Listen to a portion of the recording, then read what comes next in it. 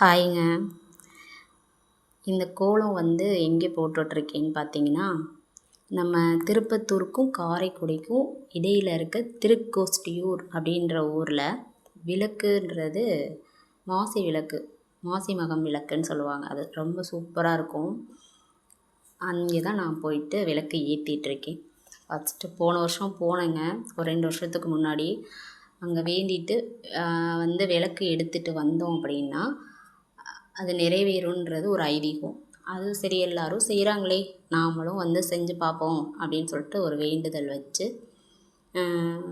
ரொம்ப பெரிய வேண்டுதல் இல்லைங்க. என் வீட்டுக்காரர் ஃபாரின் போகணும் அப்படின்னு சொல்லிட்டு நான் வேண்டிட்டு ஒரு விளக்கு எடுத்துகிட்டு வந்தேன். எடுத்துகிட்டு வந்துட்டு அதே என் வீட்டுக்காரர் ஊருக்கு போயிட்டாங்க, நிறைவேறிடுச்சு.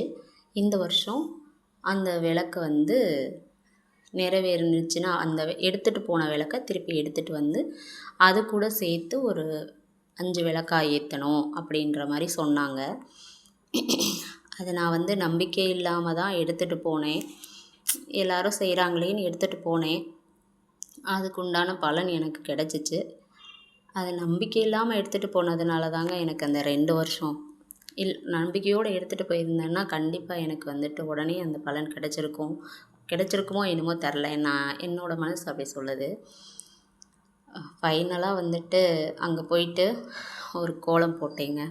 அந்த கோலத்தில் எனக்கு பக்கத்தில் இருக்கவங்களுக்கு அவங்களும் ஃபஸ்ட் டைம் வந்திருக்கேன்னு சொன்னாங்க. சரி, ஓகே அப்படின்னு எனக்கு ஏதோ என்னால் முடிஞ்ச வரைக்கும் ஒரு கோலத்தை போட்டு டெக்கரேஷன் பண்ணி அப்படியே மஞ்சள் குங்குமம்லாம் வச்சு நான் எடுத்துகிட்டு போனேன் இல்லைங்க. முதல் வருஷம் இங்கேருந்து வேண்டிட்டு, அதாவது அங்கே விளக்கு ஏற்றுனாங்க. அந்த அம்மாக்கிட்ட கேட்டேன், உங்களுக்கு அது நிறைவேறின விளக்காமான்ட்டு. ஆமாம்மா, இது நிறைவேறின விளக்கு அப்படின்னாங்க. அந்த விளக்கை 2 விளக்கு எடுத்துகிட்டு வந்தேன். அது எப்படி எடுக்கணும் அப்படின்னா, ஒரு கார்த்திகை சுட்டியில் அந்த விளக்கு எரிஞ்சிட்ருக்கோம். அந்த விளக்குக்குள்ளே எரிஞ்சிட்ருக்கும்போதே எண்ணெயெல்லாம் பாதியாக வரும்போது அந்த விளக்குக்குள்ளே ₹1 காயின் உள்ளே போட்டு, அதுக்கு மேலே இன்னொரு விளக்கு எரிஞ்சிட்ருக்கோம்ல, அந்த விளக்கை அப்படியே கமுத்தி வச்சு, அதை ஒரு அங்கேயே கொடுப்பாங்க. டப்பா, மஞ்சள் துணி எல்லாமே கொடுப்பாங்க. கோலம் போடுறதுக்கு எண்ணெய் பாட்டிலு எல்லாமே அங்கே அப்படியே இருக்கும். நம்ம போனால் மட்டும் போதும். கோலப்பொடியிலேருந்து மஞ்சள், குங்குமம் எல்லாமே கொடுப்பாங்க. ஒரு ₹101 செலவாகும், அவ்வளோதாங்க.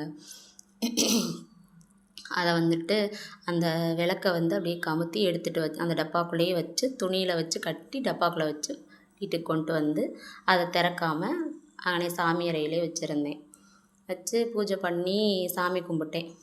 சாமி கும்பிட்டு இப்போ பார்த்தீங்க அப்படின்னா எனக்கு நிறைவேறிடுச்சு. என் வீட்டுக்காரர் ஊருக்கு போயிட்டாங்க, குவைத்தில் இருக்காங்க.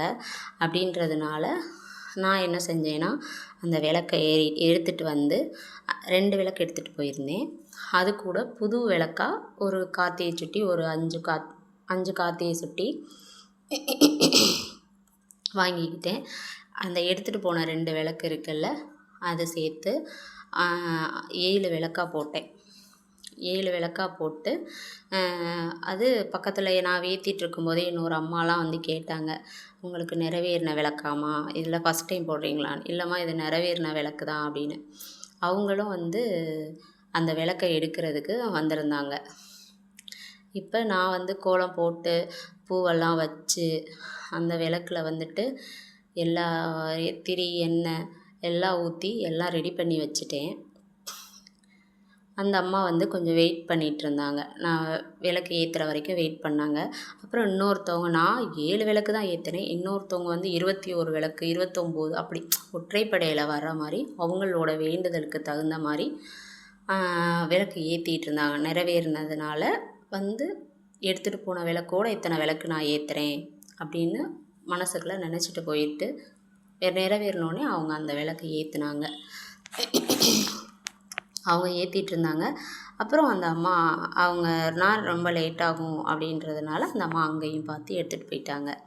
இப்படி தாங்க ஒவ்வொருத்தவங்களும் ஒவ்வொரு மனசில் ஒவ்வொன்று நினச்சிட்ருப்போம் தானே. அவங்களுக்கு எல்லாமே நிறைவேறணும் தானே. கடவுள் யாரையும் எந்த நேரத்துலையும் கைவிடுறது இல்லைங்க. எண்ணம் போல் வாழ்வுன்னு சொல்லுவாங்கள்ல, அது உண்மைதான். நான் வந்து மனசார நினச்சி நல்லபடியாக நினச்சதுனால தான் வந்துட்டு எனக்கு வந்துட்டு லேட் ஆணுச்சு, மனசில் நினைக்காத அளவுக்கு. இப்போ நினச்சிட்டேன், கண்டிப்பாக நிறைவேறிடுச்சு. நான் வந்து தீபம் ஏற்றிட்டேங்க. தீபம் ஏற்றி சாமி கும்பிடணும். என் பசங்க 2 பேரையும் கூட்டிகிட்டு போயிருந்தேன். அந்த பசங்களை கூட்டிகிட்டு போனதுனால ரொம்ப லேட் ஆகிடுச்சு. அவங்கள்ட்ட கத்தி பேசி சமாளிக்கிறதுக்குள்ளே போதும் போதும்னு ஆயிடுச்சு. ஃபைனலாக விளக்கு ஏற்றியாச்சு. அந்த பாருங்கள், என் பொண்ணு எப்படி உட்காந்துருக்கா பாருங்கள். நானும் விளக்கு ஏற்றுறேம்மா, என் பையன் நானும் விளக்கு ஏற்றுறேன்னு ரொம்ப சாமி கும்பிடையிலையாவது நிம்மதியாக சாமி கும்பிட விடுமான்னு சொல்லி ரொம்ப கெஞ்சுற மாதிரி ஆயிடுச்சுங்க. எங்கள் அப்பா நிற்கிறது. எங்கள் அப்பா கூட தான் வந்தேன் நான். எங்கள் ஊர்லேருந்து நாங்கள் இங்கே வரணுன்னா ஒரு 1.25 மணி நேரம், 1/2 hour ஆயிடுச்சு. 1.25 மணி நேரம்னா பஸ்ஸில் வர்றதுக்கு 1.25 மணி நேரம். நாங்கள் வண்டியில் வந்ததுனால 1/2 hourலேயே வந்துட்டோம். அதுதாங்க அந்த கோவில். இந்த கோவில் என்ன கோவில்னு நீங்களே சொல்லுங்கள். உங்களுக்கு தெரிஞ்சால் சொல்லுங்கள், கமெண்ட்டில் போடுங்க. எவ்வளோ அழகாக இருக்குது பார்த்தீங்களா கோவில். அதாவது அந்த கோயிலுக்கு பக்கத்துலேயே ஒரு தெப்பம் இருக்குது. அந்த தெப்பத்தில் தான் எப்போதும் போடுறது. போன வருஷம் போட்டேன், ஆனால் இந்த வருஷம் நான் சீக்கிரமாகவே போனதுனால கோயிலுக்கு எதுத்தாப்புலேயே வந்துட்டு நான் தீபம் ஏற்றிட்டு வந்துட்டேங்க. அம்மாலாம் வந்து விழுந்து விழுந்து கும்பிடுவாங்க. அப்போம்போது எனக்கு என்ன அப்படின்ற மாதிரி தோணும். ஏம்மா இவ்வளோ சாமிங்களை கும்பிட்றீங்க அப்படின்னு கேட்பேன். இப்போ நம்மளே போய் அந்த சாமிக்கெல்லாம் விளக்கேற்றும் போது நம்ம அம்மா செஞ்ச மாதிரி நம்ம சொன்ன மாதிரி என் பொண்ணு என்னையே கேட்குறா, ஏம்மா இங்கெல்லாம் வந்து விளக்கேற்றுறீங்க அப்படின்னு சொல்லி என் பொண்ணு என்கிட்ட கேட்குறா. எவ்வளோ மக்கள் பாருங்கள், எவ்வளோ பேர் என்ன நினச்சது ஃபுல்லாக நிறைவேறிச்சு. நிறைவேறணும் அப்படின்னு ஏற்றுறாங்க, நிறைவேறியும் வந்து விளக்கேற்றுறாங்க. அவ்வளோ ஒரு சக்தி வாய்ந்த கோவிலுங்க.